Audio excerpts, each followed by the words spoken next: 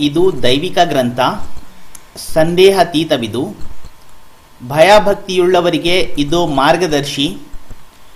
ಪರೋಕ್ಷದ ಮೇಲೆ ವಿಶ್ವಾಸವಿರಿಸುವವರಿಗೆ, ನಮಾಜನ್ನು ಸಂಸ್ಥಾಪಿಸುವವರಿಗೆ, ನಾವು ನೀಡಿರುವ ಸಂಪತ್ ಸೌಕರ್ಯಗಳಿಂದ ವೇಯಿಸುವವರಿಗೆ, ನಿಮಗೆ ಅವತೀರ್ಣಗೊಳಿಸಿದ ಗ್ರಂಥದ ಅರ್ಥಾತ್ ಖುರಾನ್ ಮತ್ತು ನಿಮಗಿಂತ ಮೊದಲು ಅವತೀರ್ಣಗೊಳಿಸಿದ ಎಲ್ಲ ಗ್ರಂಥಗಳ ಮೇಲೆ ವಿಶ್ವಾಸವಿಡುವವರಿಗೆ ಮತ್ತು ಪರಲೋಕದ ಮೇಲೆ ದೃಢ ವಿಶ್ವಾಸವಿಡುವವರಿಗೆ ಇದು ಮಾರ್ಗದರ್ಶಿ.